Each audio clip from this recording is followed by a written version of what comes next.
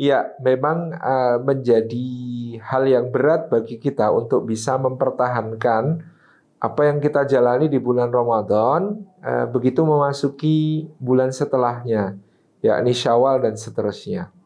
Ini tentu karena memang Allah Subhanahu wa taala mengaruniakan kepada kita Ramadan sebagai saat yang khusus di mana semua hal dikondusifkan oleh Allah.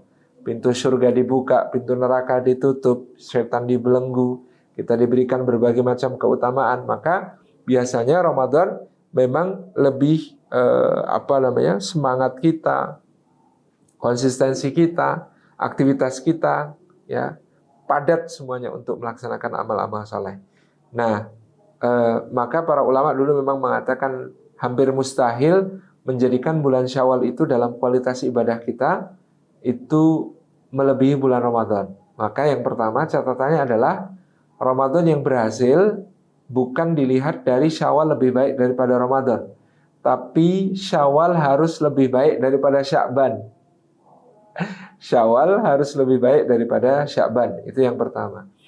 Ya, yang kedua berarti yang perlu kita lakukan setelah Ramadan adalah melestarikan kedawaman atau sustainability dari ibadah kita. Karena kalau kita periksa hadis, Allah memberikan kepada kita itu cintanya pada amal yang sifatnya sustain atau berkelanjutan.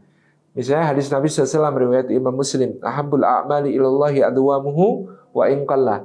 Amal yang paling dicintai oleh Allah Subhanahu wa taala adalah yang paling dawam, yang kontinu, yang tidak putus, yang diteruskan, dijadikan rutin, dibiasakan, istiqomah, wa in qalla, meskipun sedikit, meskipun kecil.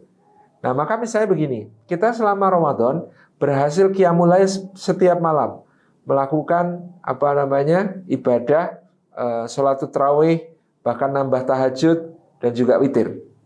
Sepanjang Ramadan kita berhasil. Kita perlu melestarikan sholat malamnya. Tentu dengan mungkin di luar bulan Ramadan kita kurangi durasi waktunya. Kita kurangi misalnya jumlah rakaatnya. Nah, pokoknya sesudah Ramadan yang penting bisa rutin bangun untuk qiyamul lail. Misalnya kita target minimal setengah jam sebelum subuh sudah bangun dan minimal 2 rakaat untuk niat tahajud, 1 rakaat untuk niat witir. Itu setiap malam. Itu yang kita lakukan di luar bulan Ramadan. Kemudian di bulan Ramadan ternyata kita bisa baca Quran dan bahkan bisa hatam 2 kali atau ada yang hatam 3 kali. Oke, maka di luar Ramadan kita tetap melestarikan baca Qur'annya setiap hari, mungkin dengan target yang berbeda. Tidak perlu hatam 3 kali sebulan, tapi mungkin hatamnya sekali sebulan. Maka dikurangi intensitasnya tadi di waktu-waktu yang kemudian tetap kita lestarikan. Ramadan itu ba'da subuh baca Qur'an, ba'da isya baca Qur'an, gitu ya. Ba'da zuhur dan sebelum zuhur baca Qur'an. Ya, waktunya tetap. Ya, kita tinggal ganti intensitasnya. Misalnya karena kita tahu bahwa 1 juz itu 20 halaman, ba'da subuh kita laksanakan 10 halaman kuat ya. Sebelum zuhur itu kita baca misalnya 3 halaman, sesudah zuhur 3 halaman, nanti habis isya 4 halaman, sudah selesai gitu ya, 1 rangkaian. Itu misalnya seperti itu. Kemudian sedekahnya juga begitu. Sedekahnya dari yang banyak, besar, kemudian kita rutinkan saja. Ya, misalnya di Ramadan kita sehari bisa infak 50.000.